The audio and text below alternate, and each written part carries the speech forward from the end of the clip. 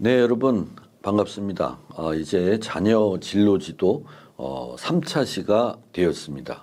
이번 3차 시는 아마 부모님들이 많이 관심 가질 주제입니다. 대학 진학과 진로 지도라는 주제로 이야기를 나눠보고자 합니다. 그렇다고 해서 제가 몇 등급이면 어느 대학 무슨 과 갈 수 있다 이제 그런 얘기를 드릴 건 아니고요.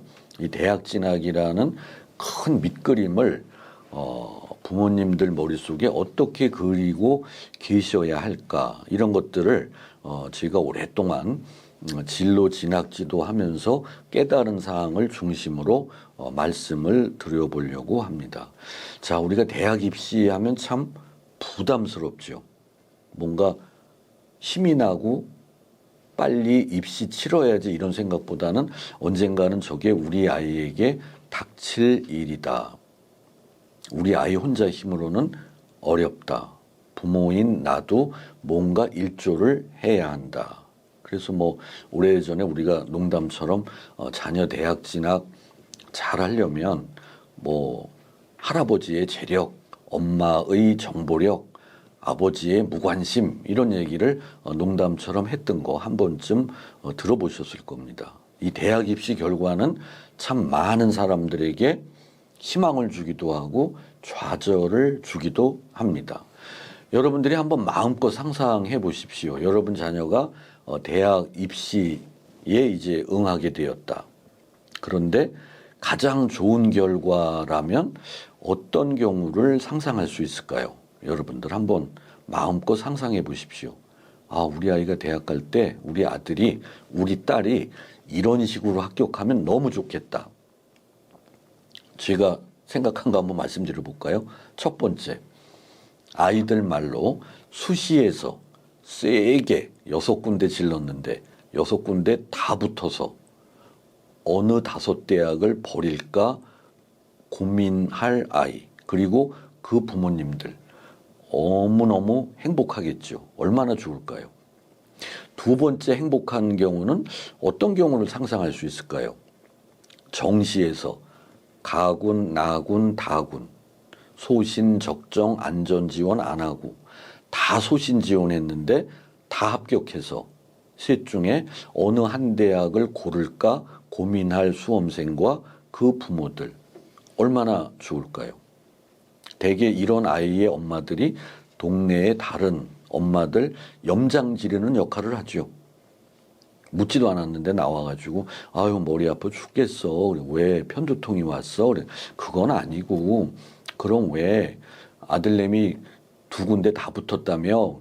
어젯밤에 연락 왔는데 다군에 지원한 의대도 붙었대. 그런데 왜 머리가 아파?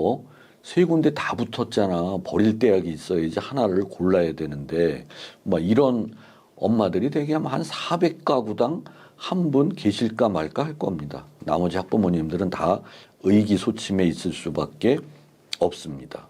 그렇다면 여러분 자녀가 대학 입시 치를 때 생각하기도 싫은 최악의 경우가 뭘까요?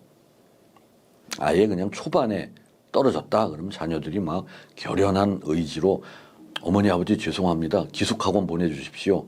열심히 해서 내년에는 좋은 모습 보여드리겠습니다. 이럴 수 있는데 제가 사례를 이래 짚어봤더니 대기번호 한 23번 정도 갖고 있다고 생각해 보십시오.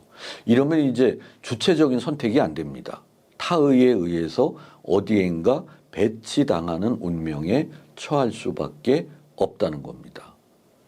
앞에 합격한 사람들이 가군에서 많이 빠져나가 준다면 가군에 배치당할 수밖에 없는 거고, 다군에서 많이 빠져준다면 다군에 지원한 대학에 배치당할 수밖에 없고, 한두 명 남겨놓고 끝까지 빠져주지 않는다면 무슨 학원에 배치당할 수밖에 없는 게 지금 우리 입시 체제에서 여러분 자녀가 직면할 상황입니다. 아마 지금 제 이야기 들으시면 약간 재미있는 듯 하면서도 굉장히 좀 심란하실 겁니다. 우리 아이들은 나중에 입시 치를 때 지금 제가 얘기한 저 셋 중에 어디에 속할까 이런 것들을 상상하면 뿌듯하고 자신감이 있기보다는 어떻게 하지 걱정이 더 크실 겁니다.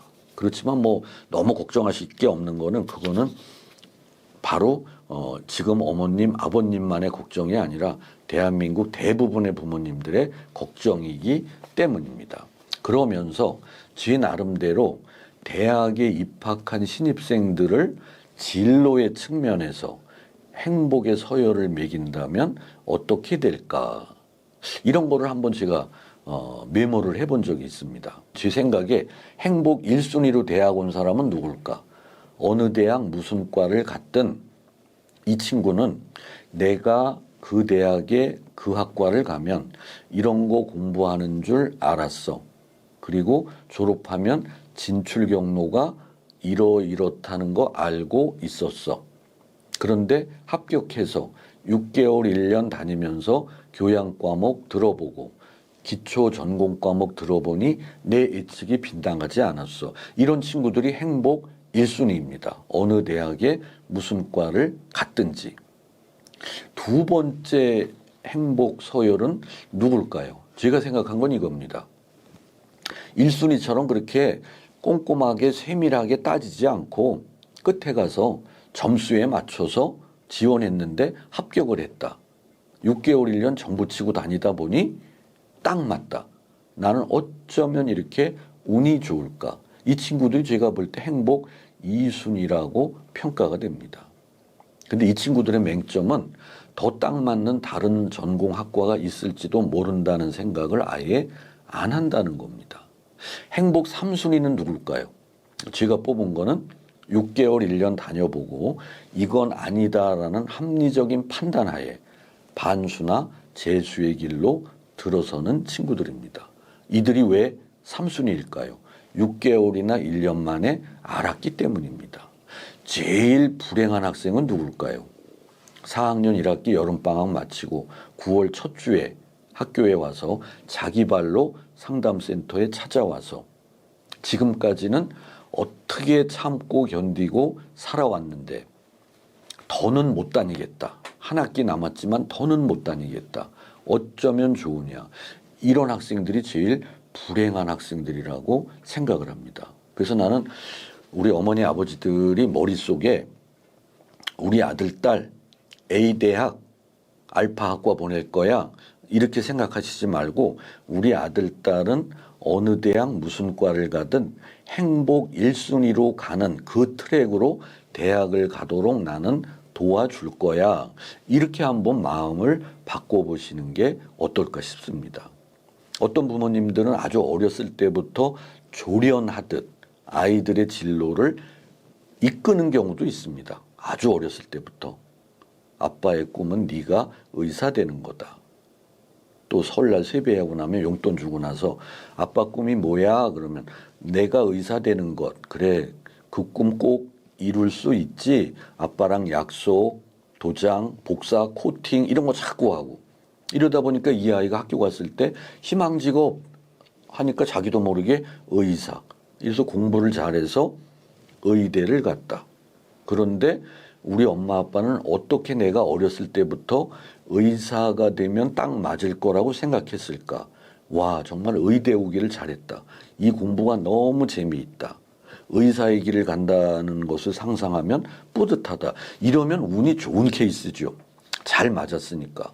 그런데 어떤 경우는 제가 강연 백도씨라는 프로그램에서 봤는데 어떤 여자분이 그 특급 호텔 셰프 하시는 분인데 하여튼 의대 출신 요리사 이래가지고 나오시더라고요. 보니까 아까 제가 말씀드린 것처럼 이래가지고 의대를 갔는데 본과 1학년 때 해부학 시간에 내가 어쩌다가 의대에 왔을까?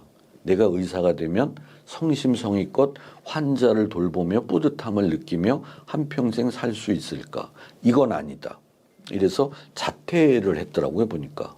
그 엄마 아빠한테 아주 엄청난 질책을 받고 집을 나와서 친구 집에서 이제 아르바이트 하면서 전전긍긍하고 그러면서 이제 나는 도대체 의사 말고 그럼 무슨 일을 해야 재미있게 평생을 살아갈까 이래가지고 이분이 이제 아 나는 요리사가 되고 싶다 이래가지고 25살 때 전문대 조리과를 가서 이제 그 지금 셰프로서 아주 행복한 삶을 사는 분이 이렇게 되면 안 되겠죠. 이런 엄청난 시행착오를 여러분 자녀가 겪으면 안 될 겁니다. 그래서 여러분 자녀가 어느 대학 무슨 과를 가든 행복 1순위로 대학을 가게 만든다라는 거를 목표로 삼아 보시기 바랍니다.